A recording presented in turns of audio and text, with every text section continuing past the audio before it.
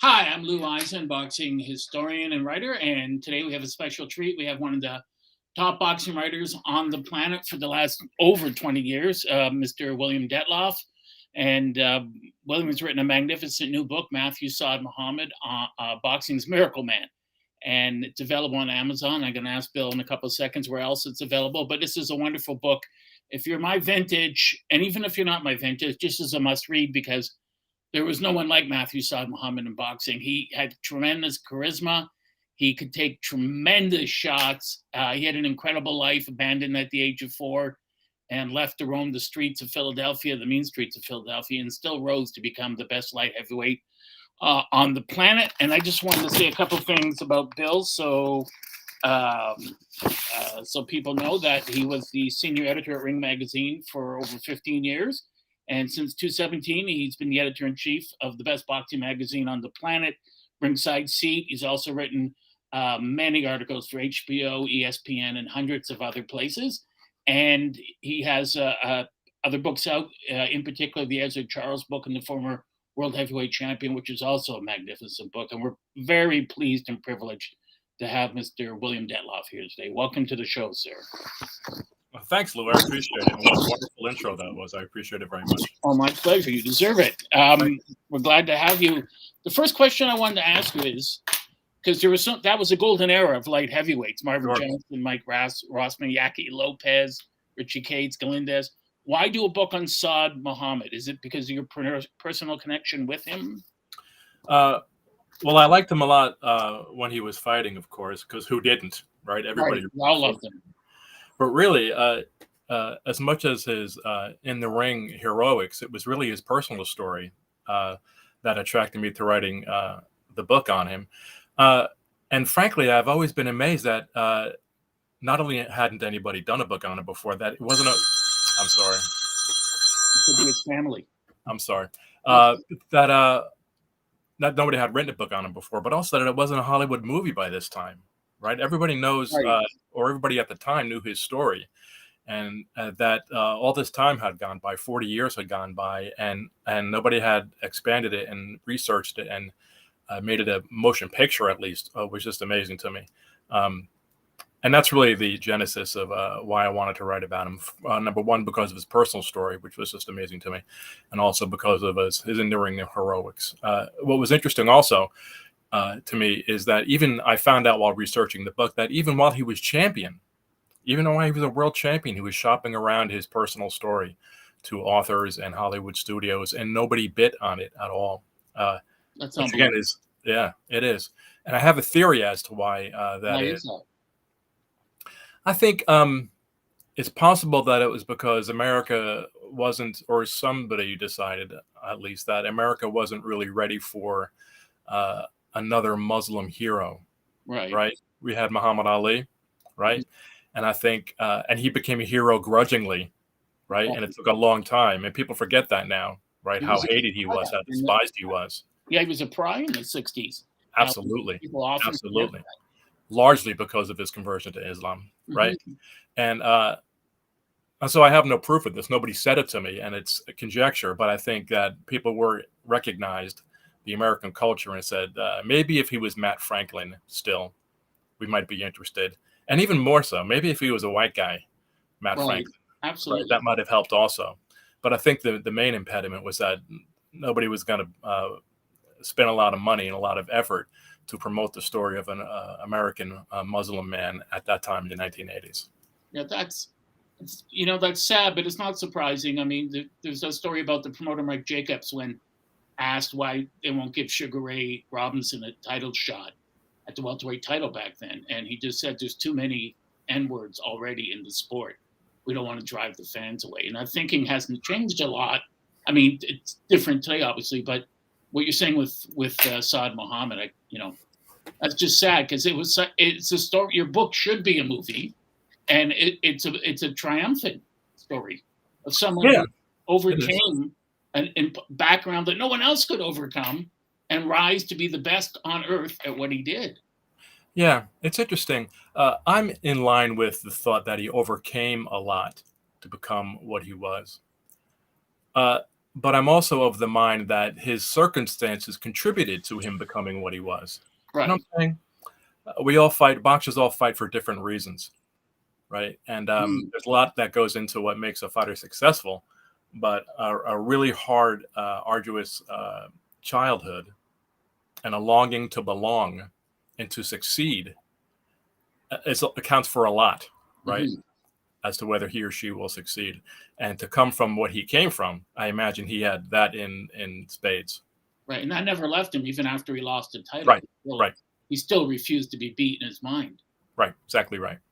Now, one question I wanted to ask you is, why is it these circumstances, is this the reason, this is a teeny bit off topic, why Philadelphia since the 1870s has produced so many magnificent fighters? You know, going back to Luke Tendler, before him, Owen Ziegler in the 1890s. Yeah. Benny Briscoe, Cyclone Hart, Boogaloo Watts. Yeah. You know, just fantastic world champions. Buster Drayton, hundreds of them. What is it about Phil? I mean, they've produced almost as many as New York or Mexico or any other place, or places combined. Why Philadelphia specifically? Yeah, it's a good question, Lou. I think part of it is explained by the history of the city that I present in the book, right, following the Great Migration, and the concentration of poor Black people that were really packed in like sardines in Philadelphia and in ghettos. And we all know that ghettos produce fighters because there's not a lot of opportunity for guys to become great, right? Right. But there was a confluence of things that occurred at that time. And I think I touch on it in the book when I list all the boxing gyms that were there. There's just a couple of pages where I talk about or write about all the fight gyms that were available to guys in those times, and they were just everywhere in Philadelphia. And they weren't I don't want to be one of those in my days or the old days kind of guys, but they weren't fitness gyms, right? They weren't fitness gyms with a cage in them or an octagon or something, or a heavy bag or two. These are real fight gyms located in real poor neighborhoods, and there were just dozens of them in Philadelphia and right over the river in New Jersey. And you could throw a rock in any direction and hit a real fight gym. And there were so many poor kids who needed stuff to do. And they all seemed to happen at these gyms around the same time, this confluence of the prevalence of gyms and all these great young athletes in that period in the early 70s. It's really a miracle of nature that so many great boxers came out at that time. Well, you showed that. I mean, it was so great the way you showed all those gyms and all those great fighters and past fighters who became great trainers, Georgie Benton, and so many of them. Angelo Dundee came from Philadelphia that went back to help these kids. Angelo used to say to me, there's tough, there's super tough, and there's Philadelphia tough. There you go. And that's good. And he said that in those gyms, he said many of the fights, I mean, you know this better than anyone on the planet, but the fights that took place in the gym were better than actual fights you paid money for to see anywhere else in the world. Sure. I would give anything to see the sparring matches between Matthew and Michael Spinks. Unbelievable. Michael Spinks and Dwight Muhammad Cowie or Dwight Braxton at the time. Can you imagine the sparring matches that took place then? It'd be incredible. Or sparring matches between Joe Frazier and Jimmy Young.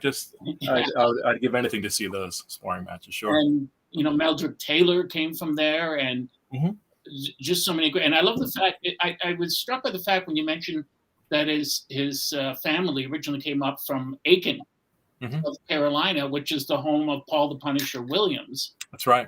Yeah. And just the racism, the endemic racism that they had to endure just to get a menial job there, and then to get paid what you're promised, and then in that city to fight, which leads me to my next question. I mean, Blinky Palermo of the Mob was from there.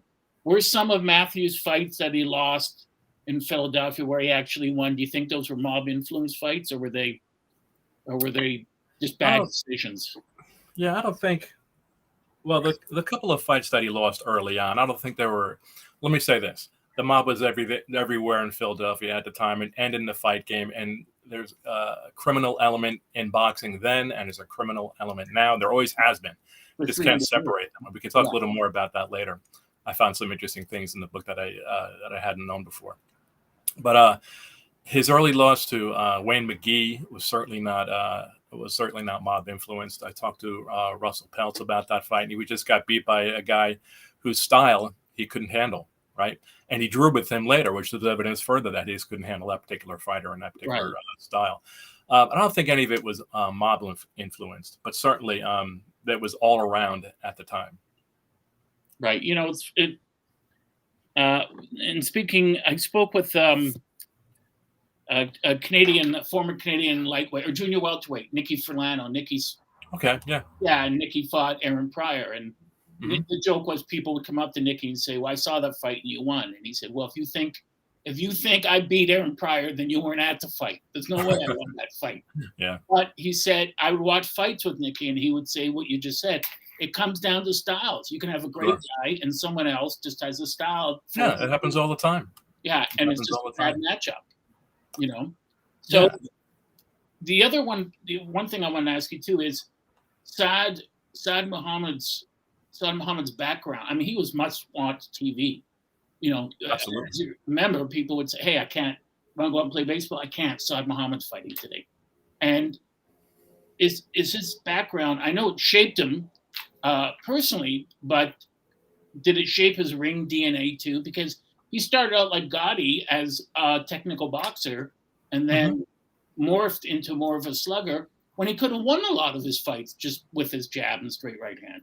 He didn't it was the Eddie Mustafa Muhammad fight, or Eddie Gregory at the time. He boxed and moved against Eddie Mustafa Muhammad and lost a close decision. And he decided at that point, I'm not going to be a boxer anymore, against the wishes of my trainer, Nick Belfiore, and my manager. I'm going to be a slugger. And that's what he became for the rest of his career. And importantly, just like happened with Gatti, he became much more popular as a result. He became must-see TV. Right. And I suppose Gatti is a good corollary for Matt in that he was just, again, like you just said, must-see TV as Gatti was. But this is, and what I'm about to say is not to denigrate Arturo at all. Who was a wonderful fighter, but he was none of them. They were a corollary, but Matt was a much better fighter and a championship caliber fighter, and for a period, the best light heavyweight in the world, when the light heavyweight division was the best it has ever been. That's in my opinion. There's never been a class of light heavyweights that was better and more willing to fight one another repeatedly than the light heavyweight division that we got in the early 1980s. Yeah, absolutely. That goes back a couple hundred years. There's never been. Sure, absolutely. And I think the only class that comes close to it is the class that Ezra Charles fought in as a light heavyweight, right? They were all fighting. Yeah, exactly. Yeah, but otherwise, I don't think another heavyweight class since then or before then touches the early 1980s light heavyweight division. No, I agree. I think you could put them in any era, and they would still be the best. I agree. And each fight was competitive. Each fight was a fantastic fight. And you didn't walk away from each fight like you do some fights today and go, well, that, Loma Haney was a good fight. Some people were disappointed, others weren't. But regardless of the outcome of those light heavyweight fights, unless you were in love with Saad Muhammad like I was, they were all magnificent fights. You got you more than I agree completely. And the guys like Yankee Lopez and Richie Cates would have been easily world champions, not only today, but in other eras as well. Right. Well, did Matthew, he fought a lot.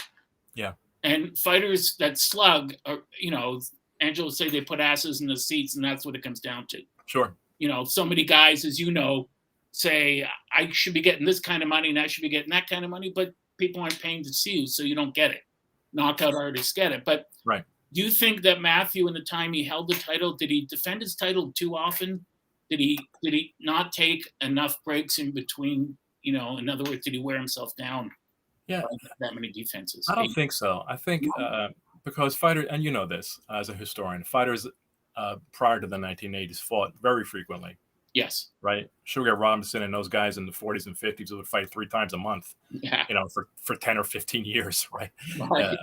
And I think there's an advantage to that. right? As I'm sure you do, because the more you do anything, the better you get at it. Mhm. And when you fight that frequently, you're always in the ring, you don't ever get out of shape, right? Right. Uh, and so I think in the 70s, and it's gotten progressively more applicable now, is because guys don't fight as often, so they have to have these long training camps and blah blah. Just stay in the ring. Just stay in the ring. You'll never get out of shape. But anyway, back to your question. I don't think the problem. I don't think what shortened his career, because he was essentially done by the age of 28, right? Right. I don't think what shortened his career was the frequency with which he fought, but the number of all-out wars he had, which is kind of what you're getting to also. So many back and forth slugfests that there's a quote later in the book that he from, I think, Wesley Mouzon, that he never should have been in that many wars. Like, he could have been really special, more special than he was, if he hadn't been in so many wars that he was in.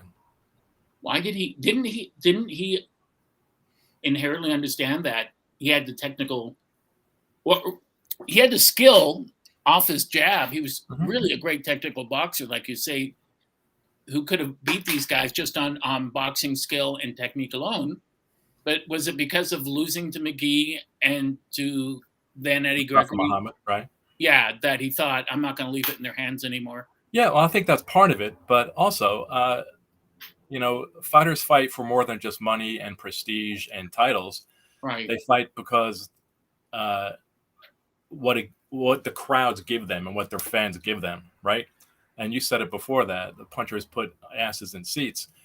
Sure, he could have won a lot more fights by boxing and moving, but would he have become the legend, the living legend that he was, if he had made that kind of career? Probably No, not. we're talking about him now because of the style that he fought in and how exciting he was, and how many people fell in love with him on free afternoon television, watching him go to war with these guys and walking that tightrope, as I write in the book, over and over again. Yeah. And you're thinking, this guy can't come back from this time, and he did. And it was all about seeing if he could come back one more time, just like Gatti. Again, Gatti is so fondly remembered now. He wouldn't be if he stayed a stick and move guy or a boxer puncher type. And I think the same thing with Saad Muhammad. We're talking about him now because of the memories he created when he was fighting on those afternoon fights. You could see the turn in Gatti when he knocked out Wilson Rodriguez when he was losing. Yep. And it was almost like something clicked. Like, if I can keep doing this, right? I may not be the best fighter. Yeah. Now he wouldn't have gotten that HBO contract if he hadn't. Right. That's right. Now, your book is available. We're not ending now. I'm just want to make sure that we're frequently during the show. Sure. Your book is available on Amazon, right? It is available on Amazon and Barnes and Noble and all the book websites. It's also available directly from the publisher, McFarlandBooks.com. It's a publisher, right? Right. And also from me. I can send out signed books for anybody who wants them. If they want to send me a request on Twitter or Facebook or at Ringside Seat, I can respond there, and I can get a signed book out to anybody who wants one.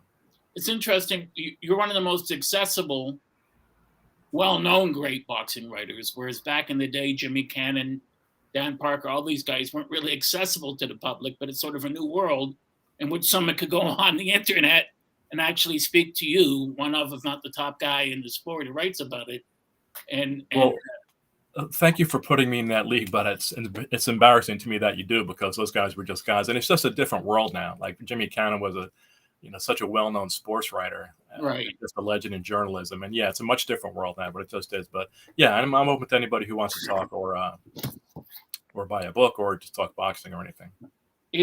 Now getting back to your great books, was there anyone in Saad Muhammad's life, because you mentioned about the Rolls Royce that he bought, and so many athletes do this, boxers do this, spend the money on the piano. At the Hall of Fame, when Lennox Lewis was getting inducted, he gave a speech, and Andre Berto was beside him. And he said, and I guess Lennox is big enough, he could mention it. He said, Andre Berto showed me his $30,000 watch, the diamond watch. And I just wanted to say to you, Andre, that may be one of the, if not the most stupid thing I've ever seen. Good for him. It keeps depreciating, and if you hurt your eye, you think you're invincible, and you can't continue. That watch is worthless to you. You should get a bank person that you know and start investing it in GICs, which you don't know what they are, and annuities, So you don't have to come back when your career is over. Was there anyone that could curb Matthew Franklin or Matt Saad Muhammad's physical excesses, or was it just No, I'm poor and now I have a chance, I'm going to take it? Well, there are a few things, a few caveats to mention. I think not only was there nobody to protect him, it was the opposite. Everybody was happy to steal from him and enjoy the ride, as it always is, as it always is with these fighters. And you mentioned I wrote a book about Ezra Charles, and his situation was the same way.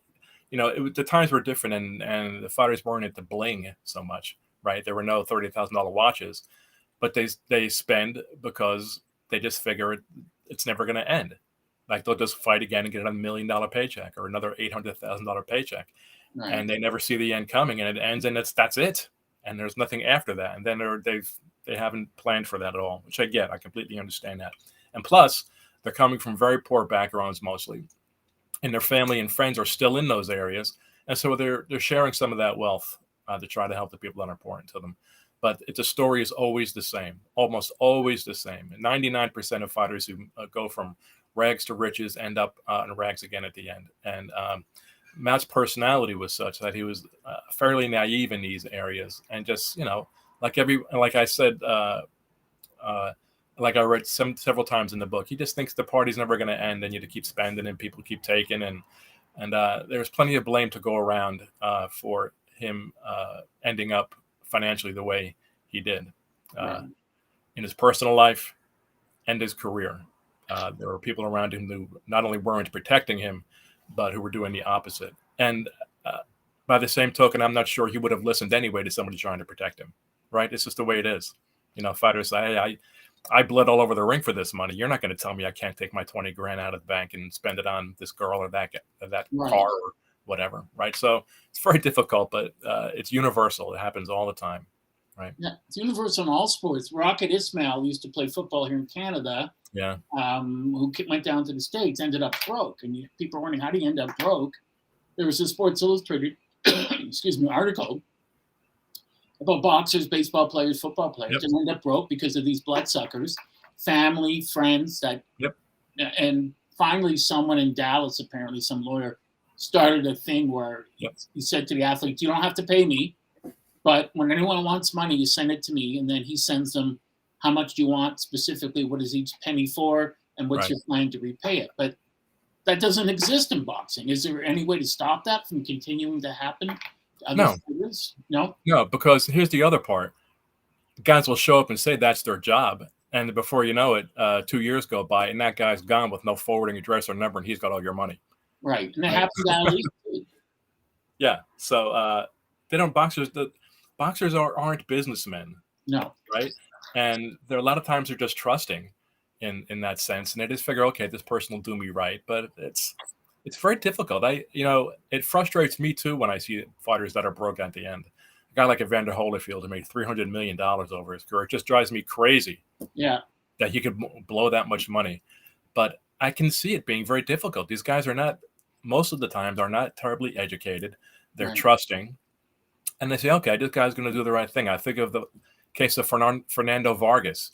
Right. Or Peter Manfredi, guys who thought they were investing in real estate and investing in safe avenues. And the people they entrusted to invest their money just took off with the money, and that's terrible. And so you can say they should do this and they should do that, but it's got to be very difficult for these guys. And it's frustrating from our end to see them do this, but guys are just out there to rip them off left and right. And in Matthew's case, it was in his personal life again, possibly, and also his professional management, depending on who one asks. But I think there's plenty of blame to go around. Right. I know from the Carpentier Dempsey fight up until the 60s, it was the people that ripped them off were mostly the mob. Right. That too. Sure. Ike Williams ended up with nothing. Exactly. After losing all that money, and so many of them did. Yep. What I was wondering about Matthew is, I was comparing him to Jake LaMotta. I asked LaMotta at Canastota once, how I was mentioning how he'd lie on the ropes and take shots, and then he'd come off, play possum, and then bounce off the ropes and that. And I said, why do you take so many shots? And he said, because I'm a bad person, I felt I deserved it. Is there an element of that you think in Matthew getting caught in the ropes, or is that just me overthinking? It was just the way the fight turned out? I think it's possible that he and I couldn't get in his head obviously, but I think it's in line with someone whose really deepest thoughts might be, I'm not worth anything, so why don't I'll just take these shots. And that wouldn't be uncommon, I think, for a person to feel after he'd been abandoned the way he had been when he was a kid and spent time again in orphanages and some foster homes. But I think that's possible. He never expressed that. I'm not sure he would express it even if he knew it, right? Right. It's possible that he felt that way and didn't know it, but he never expressed it. But it's conjecture. But I think it's possible. Because whenever he was asked how he was doing in your book, he was always saying, "I'm fine, great, everything's okay." But it seemed like he didn't completely. He never got close with the family that abandoned him, and you can understand why. Yeah, he didn't, and that was a particularly interesting part of the book to write. As I noted in there in a footnote or a chapter note somewhere, that his birth family wasn't interested in participating in the making of the book. They didn't want to really speak to me, which I guess is understandable, right? If the story is as it has been told and portrayed, then they don't come off well, right? Right. So I understand. In fact, the brief conversation I had with one of his sisters, she said to me when I told her what I was doing, she said, "What gives you the right? Who gave you permission to write this?" And I said, "I don't need permission." Right. But I wanted them to participate so they could maybe do something to erase or change some of the negative connotation that goes along with knowing his story. Right. And I tried to do that myself a little bit when I described in the book that the father was just gone and they were just left at their devices. You know what I'm saying? And when people found out how it went down years later, everybody had a judgment about, oh, how could you do that? But where was the father? Right? Where was his father? So I wanted them to participate, not only because, of course, I wanted more information for the book, more authentic information, but also because I wanted them to have the chance to tell it from their side. But they weren't interested. So I forgot what your question was. I'm sorry. Sorry. That's all right. One of the most poignant parts of your book is when he meets his brother who abandoned him. Oh, that's right. Right. And he said, it was either me or you. Right. Exactly right. And he did what he had to do. And again, it's interesting also. This part kind of touched me also was when Matthew was quoted. Pardon? I was in tears reading that. Were you? Yeah. Well, that's good. That's good. Every writer likes to hear that his story that he's telling is affecting people in some way.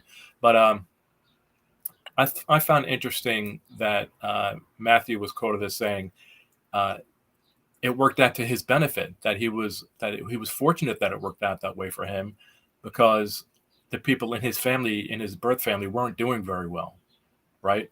Rodney had, just to quote Matthew, just a little bit of a job and wasn't doing well.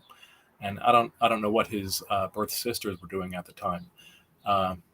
But to get back to and now I recall your original question, they never got close because a lot of times it doesn't happen that way, right? Things just don't. Too much. We like to think that in those situations when the long lost child shows up and there's a big hug, and sometimes it happens that way, sometimes it doesn't. And complicating things, of course, was Matthew had all this money and fame, and whether there's a long lost relative piece of it or not, when one person gets famous and rich, everybody shows up with their hands out.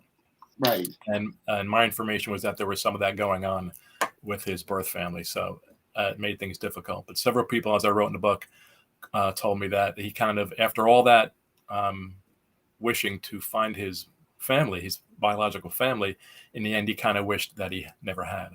Yeah, that must have been really unbelievably sad to find them and then think they just want money from you.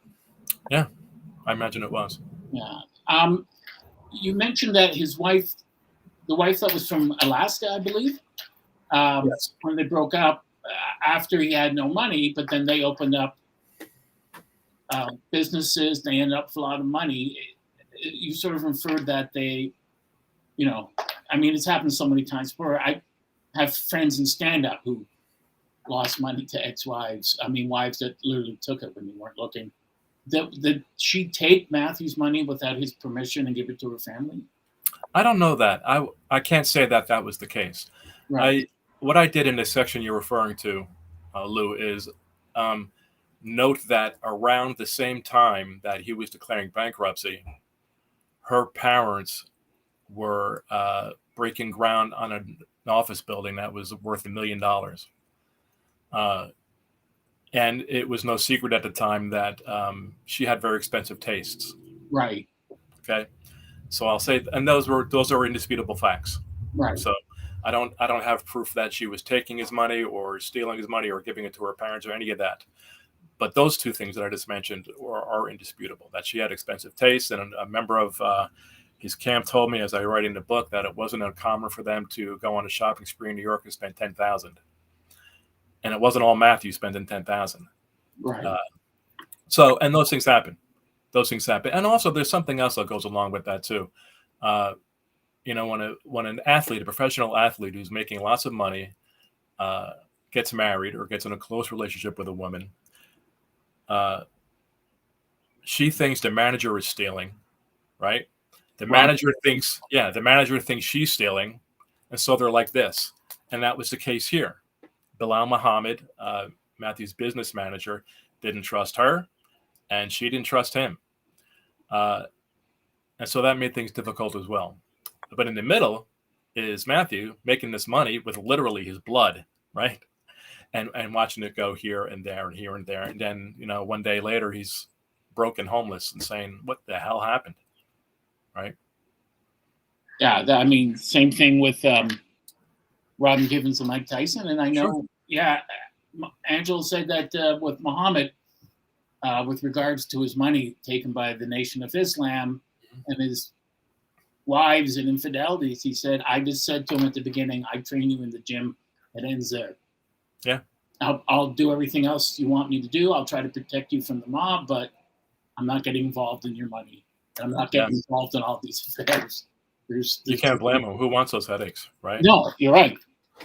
And interestingly, I don't think I included this in the book, but you noticed that I'm sure you noted, Lou, given your relationship with Angelo, that on at least two occasions, Bilal tried to get Angelo to train Matthew Saad Muhammad. I saw that. Yeah, that was great. Right, and I think the quote that was told to me by Tony Green, who was close to Angelo, right? I mean, he was his original manager. Was he didn't want those headaches. He had enough of the circus with Muhammad Ali, right? And that was the word that Tony used when speaking with me, and that he wasn't into that circus anymore. I know several. That makes sense. There was, I'm not going to mention, but there was a Canadian fighter up here who was doing really well. I believe a cruiserweight. Went down to visit Angelo with his wife, and his wife made all these demands. And Angelo said, "Thank you, but no, thank you." Yeah. And he said to me, once the wife gets involved, he said, "I just said to her, how many world champions have you trained?" Right. And she said, "Well, how come he doesn't get a signing bonus of $1 million? You know, win a gold medal at the Olympics. I'm not Bob Arum." There you go. And after he turned down as many fighters as he took. Yeah, I'm sure. So in all of Matthew's fights, he mentioned in the book how he would come in 5 pounds overweight, 3 pounds overweight. Was that a lack of discipline or focus, or was that? I think for a long time, especially when he was young, he just figured, I can make this up in 2 seconds. When you're 22, you can take off 3 pounds in an hour. Right. It doesn't matter. When you're 25, or maybe even 26, 27. But it finally caught up to him in the first White Muhammad Kawi fight when he came in 7 pounds overweight. But yeah, he came in. It wasn't unusual, as I outlined in the book, that for him to come in a couple pounds overweight. And he was a training fanatic. He was always running and always in the gym, and that's why another reason, by the way, why he could take that kind of punishment, because he was always in great shape. But I think he just wasn't as careful with his weight as he wanted to be. But he knew he could get away with it until he couldn't. Again, which is what happened in the first Cowie fight. Right. Now, one of the great things when you're mentioning him as a youngster, teenager, I guess, and he's getting to all these street fights, gang fights. Did the discipline of boxing curb his desire after that to get into the gang fights, or was that an element of him that was still alive in him that he expressed in the ring, or was that? I don't think so. I think he had like an epiphany when he was in prison at 18 or 17, and it just said, I got to stop this. I have to find something else to do. And he decided, I'm always fighting anyway. And that seed had been planted by a teacher or two over the some years earlier. Since you're always fighting, why don't you get paid for it? And that seed had been planted some years earlier. And when he was in prison the last time, he decided, I got to snap out of this and do something else. And I think when he left prison that time, he'd already decided that those days are over for him. And he went to, he started working out at the gym shortly thereafter with the intention of just being a fighter full time. But he worked a couple jobs, of course, during that period. And I can't say that he was entirely rehabilitated at that point. There's some evidence here and there that even while he was fighting as an amateur, he was doing there were some illegal things, an assault or a robbery here or there. But again, I think he had decided during his last prison stay that he was going to box, and that would be his ticket out. Sort of like Bernard Hopkins in that. Yeah, of course. Right. Yeah. Exactly right. Yeah, because I might have read it in Narky Road, but someone said to Bernard Hopkins, why don't you try, improvising or trying this? And he said, the last time I did that, I ended up in jail for 10 years. Yeah, exactly right. It's funny that you bring up Bernard, and we're talking about boxers in prison, because I'll take this opportunity, Lou, to plug a new issue of Ringside Seat mag, if you don't mind. Which is a great issue. It's got all the best writers on the planet in it. Yeah. And one of the features I can't wait to get out there is written by Hall of Famer Bernard Fernandez. Philadelphia, yeah, right. Yes, his first piece for our magazine. Glad to have Bernard aboard. And he wrote a piece at my request about the demise of prison boxing programs. And again, we're talking about Matthew Saad Muhammad, of course, who was in prison, and Dwight Muhammad Cowie, Tyson. But these guys, some guys in those days benefited, and Hopkins is one of them, of course, a great example of one who benefited from prison boxing program. James Scott is kind of a different story, though. He's in the era we're talking about. But Sonny Liston, of course, learned to box while he was in prison. And largely, those prison boxing programs don't exist anymore. So there's a feature by the wonderful Bernard Fernandez about that quotes Bernard Hopkins pretty liberally in the upcoming issue of Ringside Seat mag that I'm eager to get out there. When is it available? Probably in about 2 to 3 weeks. A little later than normal, but 2 to 3 weeks now it'll be out there, and we'll be posting it everywhere. Well, I love it. I mean, it's the best boxing magazine on the planet. So thank you. I appreciate that. People want to read about what's going on and the history of the sport, but what's going on today, you got to get it. Now, it's interesting you mentioned Liston. This is off topic a bit, but when I was able to speak with, he wasn't very talkative, as you know, Chris Dundee. He didn't, I was a young kid, and I don't have time for young kids. But sure, I mentioned Liston, and he had a poster of Liston from the 30s. I think it was from the late 30s. Sailor Boy Sonny Liston. Sailor Boy Sonny Liston. And he said that he showed me a poster. I don't know. I don't know if it was Liston or not. I couldn't tell from looking at it. But he said that he promoted him in the late 30s. So he said that would have made him late 40s, maybe early 50s when you fought Ali. But I said to him, I don't know, because you see pictures of Liston in the late 50s. He still looks very young. Yeah. So I have a hard time believing. I'm not going to tell him he's lying, but I mean. Yeah, of course. Right. That might be a bit of a stretch. I don't know. Yeah, the late 30s. It's just fascinating. But the point you make about the boxing program in prison, in a way, it's showing that it's a way for these prisoners. I don't have to tell you this, but it's a way for these prisoners to channel their rage, their energy, into doing something positive with their life. And Foreman went into the Job Corps, and that saved his life. Yeah, exactly right. Because he started boxing there. What's interesting to me about what you just said, Lou, about that saved his life, is a lot of the things. Here's what it looks like in my experience happens so much of the time. Like in like prisoners will learn how to be an electrician, That's right. right, in the job corps or prison, or how to do carpentry or something, and then they're released and they go back into the same environment they left, and those jobs don't exist. Right, that's what happened with Foreman, right, Right. and with Matthew Saad Muhammad. I think he studied electrician work or something, but they go out into that same where they came from, and those jobs don't exist. So then what are they going to do, right? And that accounts for a high rate of recidivism. But the point is, if they learn to box while they're in there, they can do that anywhere. In fact, when they go back to their hometowns, that's an option. At least it was still in the 70s. I don't know how much it is now with the way that gyms are disappearing.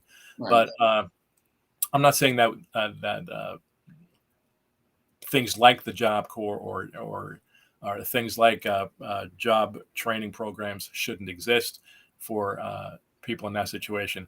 But certainly, boxing wouldn't hurt either. You know, in some prisons in the U.S., they're not even allowed to lift weights anymore because crazy politicians say, "Oh, they come out of prison all beefed up and stronger, and now making better criminals." That's just the kind of stupid thinking that exists. Yeah, that's it. Yeah, it's ridiculous. That's also a lot of racism in that. Right, exactly. And that comment. You know, the interesting Foreman said something once about Liston, and it applies to a lot of these fighters that we're discussing. I think Foreman said that up to the age of 15 or 16, 17, he couldn't read. Mm-hmm. He couldn't read or write. And when my mom died, I was 5. So my father had a nervous breakdown. So my sister and I moved all over. And I couldn't read until I was about 9 years old, until an aunt took me, and it was the school teacher. And Foreman said not being able to read, when he went to Job Corps and he started reading at the kindergarten level and then went up and up and up, he said being able to read was like going from a dark room into a light room. And he said Liston never learned how to read. That's a very good point. Yeah. And he said so many of these guys, he said he remembers, and I think you know the story, where he's driving somewhere in California and Foreman says, Foreman's driving, where's the club? Where's the gym? He said left. So Foreman turns left, and Liston smacks him and says, no, the other left, meaning right. And he said, none of these guys could read. They lived in a dark world. Right. And they had no other option other than to fight. Right. Right. And what you just described, it occurs to me that that's good for boxing, right? But not good for life. Right. Because those kind of men make great fighters, but for a terrible society and a terrible life. And that's absolutely true. Interestingly, Ezra Charles also didn't learn to read until much later in life because he grew up in a town where there was really no school. Right. And in fact, it's funny that we're talking about this because I just posted on the Ringside Seat account on Twitter that he was still in high school the first time he beat Charlie Burley. Wow, great. And I got all kinds of pushback saying he was 21 years old. How could he be in 21? Well, he started school late because there was no real school where he grew up. So technically the tweet was correct, but he didn't read it. He didn't start reading until much later when he got to Cincinnati. So a lot of these guys, you're absolutely right. They live in a dark place, and coming from a dark place is good for boxing, right? But not good for society or for people. But fortunately for boxing, the world is full of dark places like that, right? Right. I mean, I guess. Yeah. When you look at the questions always asked, why do so many of these guys in the 50s, 60s, and even later up to now, a lot of them go into crime, organized crime? Well, their one disposable skill is beating the hell out of someone. So where else can you do that? Sure. Exactly right. You know, other than in boxing. Yep, I agree. What do you think? Before we came on air, I was watching the second fight with Lopez in the 8th round. And I mean, they would have stopped it today. But absolutely right. And the fact that he came back, and my heart bleeds for Yaki Lopez, who deserved to be world champion. Yep. But just couldn't get there. Richard Cates, who beat Galindez, and then they incredibly stop it for half an hour. Right. Come back to screw him. But what was, in your expert opinion, what was Saad Muhammad's shining moment? The best fight? Was it the first fight with Marvin Johnson? You know what? I was thinking about this. It's a good question. I think he was at his absolute best, and I enjoyed watching him most against Richie Cates in the Richie Cates fight. Because Richie Cates was very skilled. Okay, he's a very skilled boxer puncher. Yeah. And Matt on that night was matching him skill for skill, right? Move for move, which showed what a brilliant boxer puncher he could be. And he ended up overpowering him, out toughing him, I should say, right? Because he knocked Matthew down and Matthew got up. And so he used his innate toughness and courage and heart and all the stuff we love about him to win. But up to that point, he was matching him skill for skill. The first Marvin Johnson fight, which is just an unbelievable fight, which Nigel Collins observed was the only fight he ever watched that he thought both guys might die. Right. Which is the best quote in the book, I think. One of the best quotes ever. Yeah, it really is. And it's accurate too, because they were just, the way they were hitting each other was unbelievable. That's my second choice. And it's second because he just out-toughed Marvin Johnson, right? Marvin Johnson, people don't recognize, I think, today what a badass Marvin Johnson was. Oh, he knocked Galindez across the ring. He did a back somersault with that with his right hand. Yeah. Marvin Johnson was something else, and you don't get a real appreciation of it until you watch his fights with Matthew, because the shots he was hitting Matthew with would have knocked 99% of the rest of the population out. And heavyweight. He was a hell of a fighter. He was a real badass. But the reason that's my second favorite Matthew Saad Muhammad fight is because, again, he just outmanned him, out-toughed him. And was just tougher than Marvin Johnson knew how to deal with, right? Because what he did would have gotten rid of anybody else, but it wouldn't get rid of Matthew Saad Muhammad. Right. And that's great, but I prefer the skill level he showed against Richie Cates in addition to the toughness. But there are so many great fights. The skill he showed in the first Yaki Lopez fight, that he essentially outboxed him. We talk about, he made this transition from boxer-puncher to puncher because of the Eddie Mustafa Muhammad fight. There were still fights after that where he boxed on occasion. And he was always having this struggle, should I box or should I punch? He boxed the hell out of Yaki Lopez in that first fight, and it was just beautiful. It was a beautiful performance. And in the second one, he out-toughed him. It just he knew that there was nothing Yaki Lopez could do to hurt him. So he let him shoot his whole load and then just took him out, But one of my favorite quotes in the book is from Tony Green, Matthew's friend and sparring partner, who said, Yaki really put a beating on Matthew in that fight. Matthew won, but Yaki kicked his ass, and Tony stayed with Matthew for a week because he was worried about his condition after the Yaki Lopez fight. Did Matthew, you think, fully recover from that, or did that stay with him? I think it probably stayed with him, but I think all those beatings did. Yeah. I think, again, he was essentially finished by the time he was 28. So. But again, this is a trade-off, right? You might be done by the time you're 28, but look what you gave us up until that point, right? And that's why we're still talking about him all this time later. Right, he was old as a fighter, but right. Yeah, that's the story. And that's something Thomas Hauser said about Ali. If someone said to him, "Here's the deal," because they said, "What chance would he have had?" Exactly. In the South, being African-American, barely getting through high school. And so someone says to him, listen, you can be the most famous man on earth and make hundreds of millions, but you're going to have Parkinson's disease, neurological disease. Or you can be perfectly fine, but live in the South and not be famous. And you would have chosen, obviously, to be the most famous man on earth. Right. That's absolutely right. And this question about boxing and what it does to people and why fighters do it really fascinates me. Mm-hmm. The quote I read that Ali gave was when he had Parkinson's, and somebody said, "Do you have any regrets?" And just as you just said, Lou, his answer was, "I don't have any regrets because I saw the world, and if I hadn't boxed, I would have been painting signs in Kentucky like my father in Louisville, and I never would have gotten out of Louisville." So while the world looks at Ali, or looked at him before he died, with pity, and what did boxing do to this man?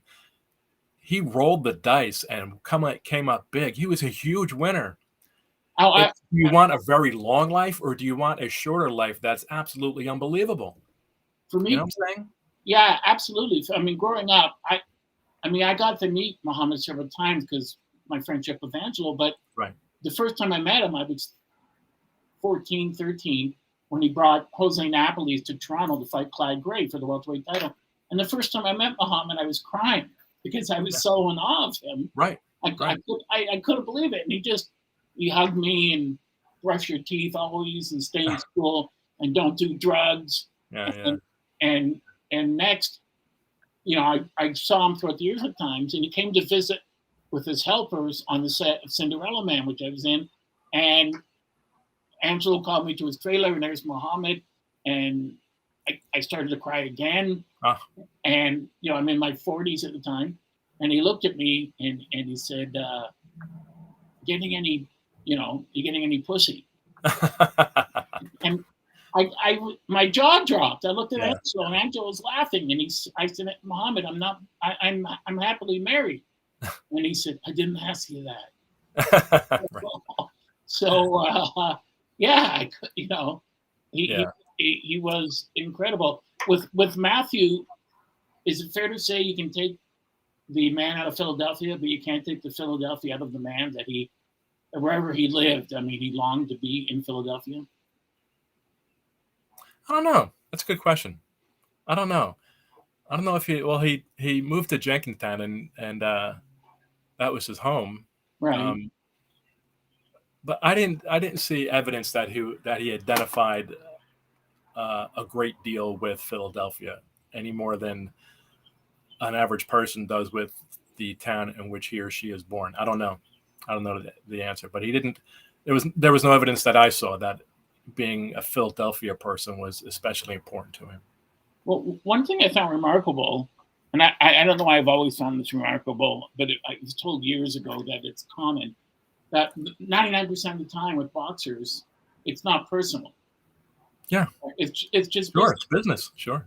And Eddie Mustafa Muhammad was in his corner and telling him after the fight, you don't need this garbage anymore. And friends of Mike Rossman and Braxton went to visit him when he heard, or why went to visit him. How close was he to these guys after? Did he rely on them? Well, I don't think he relied on them because we're all pretty much in the same boat. Right. But yeah, he and Eddie Mustafa Muhammad, they were great rivals, and they both looked forward to fighting one another for the payday it would bring them, and it was going to be a unification fight. And they talked a lot of crap about each other toward building up such a fight, but they were friends. Mm-hmm. And my impression was that was mostly the result of them having both converted around the same time to Islam, right? But it may have been more than that. I think it was I can't remember now whether it must have been the second Cowie fight when it was Eddie Mustafa Muhammad was at ringside sitting with Michelle, Matt's wife. So they were friends. But they certainly would have fought one another for the right amount of money, and were going to, for the collapse of MAPS, which I cover in detail in the book. But my impression, the whole Mike Rossman story is interesting to me because of the beef their managers had with each other. And Rossman's story is interesting to me in and of itself.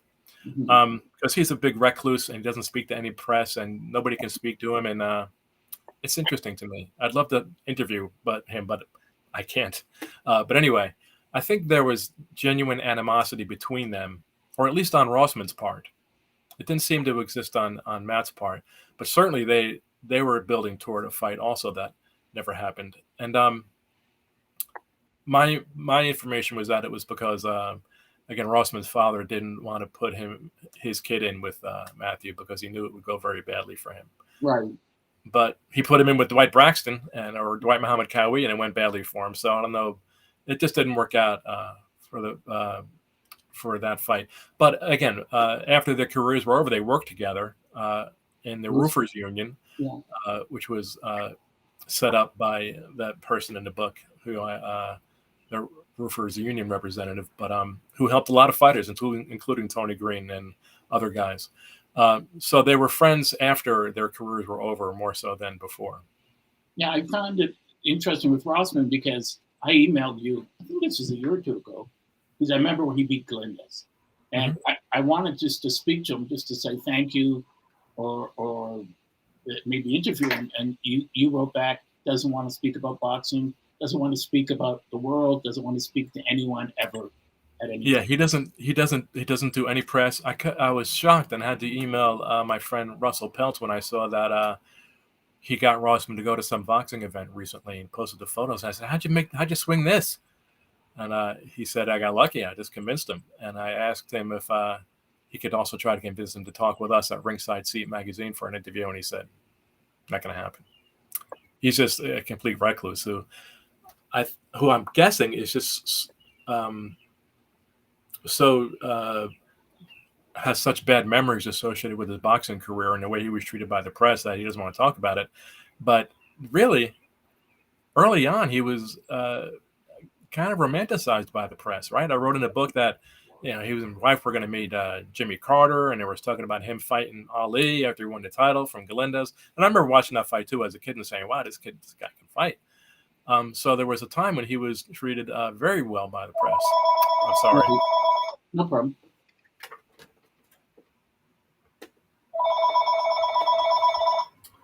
I wouldn't be Edit this out, right? I wouldn't be surprised if that was my wife. I'm sorry. Hold on. Call from.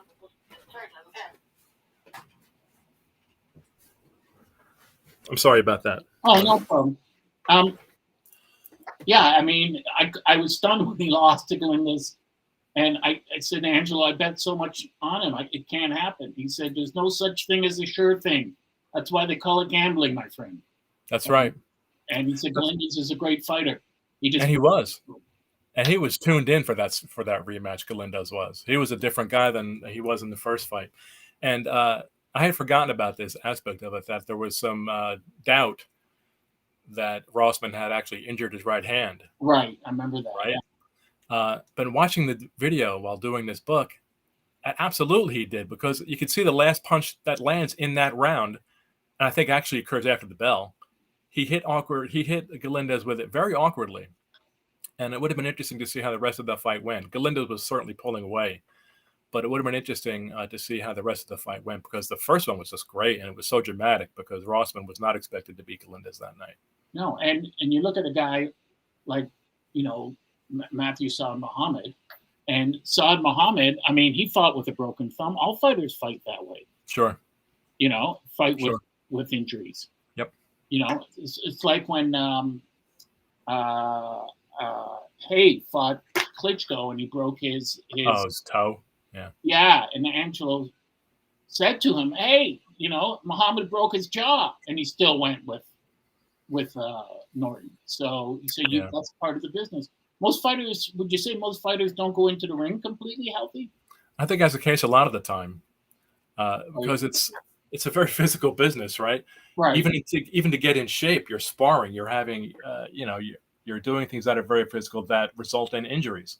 So I'm sure it's very common for guys to go into fights with nagging injuries, and it's convenient for them when they lose to blame their performance on that nagging injury. Right.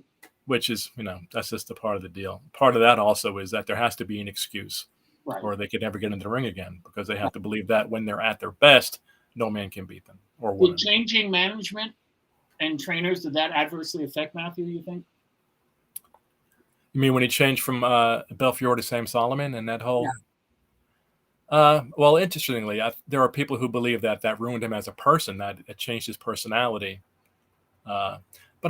At that time. But I think that personality change, if it did occur, it was just normal for someone, right, or common, I should say, for someone who had nothing and suddenly has a lot of money. They get an attitude, right? They think they're better, right? Yeah, I think that some of that might have been going on. Mm-hmm.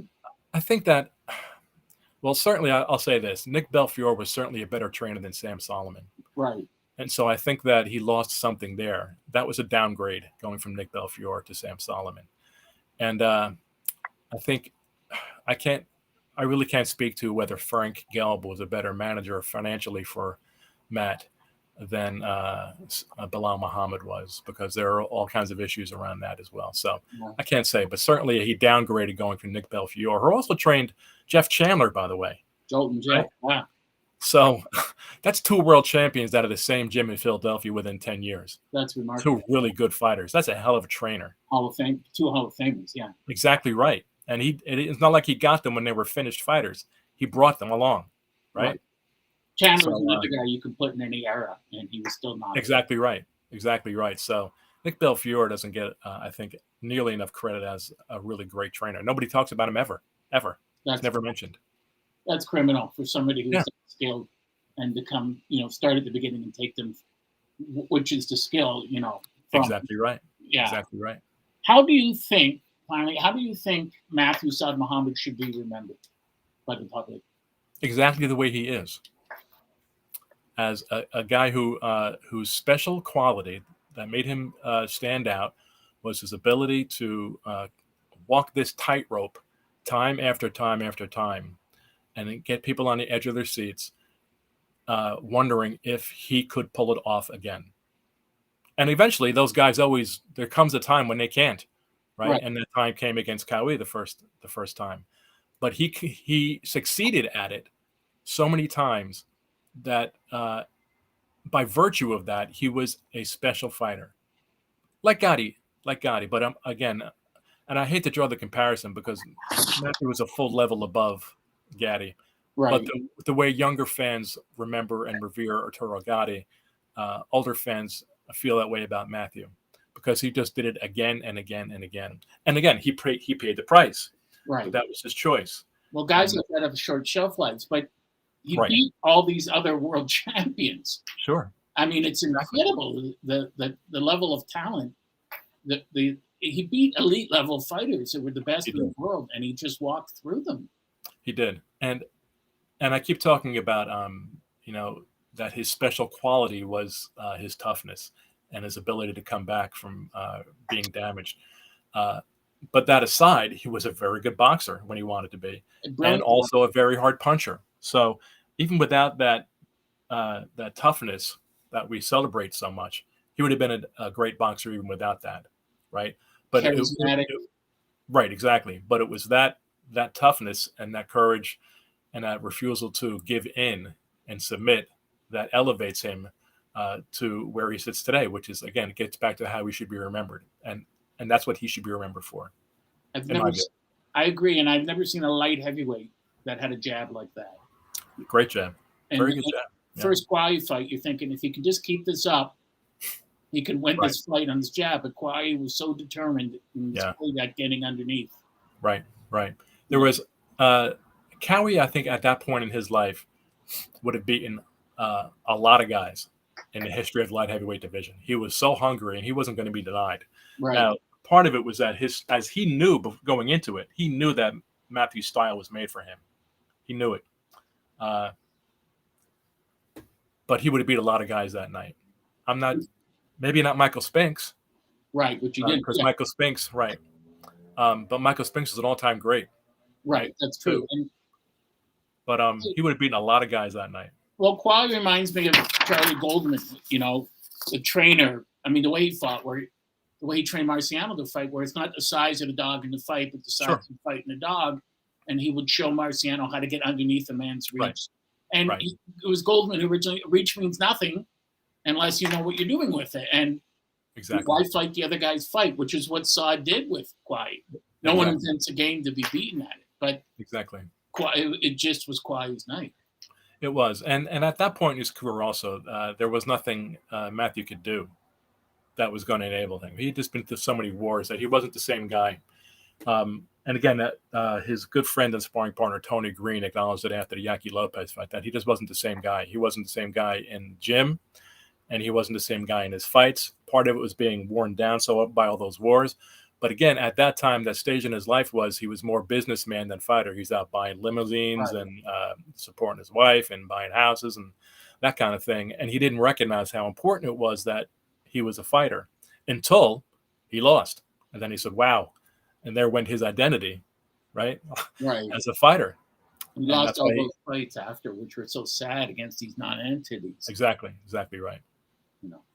So I just want to say thank you so much for taking up enough of your time. Oh, it's my pleasure. My pleasure. Anytime. And I just want to mention that Matthew Saad Muhammad, Boxing's Miracle Man, is a fantastic book. You got to add it to your boxing library. May I show it? Yes, I was going to ask that you show it. I love that cover. Please show that.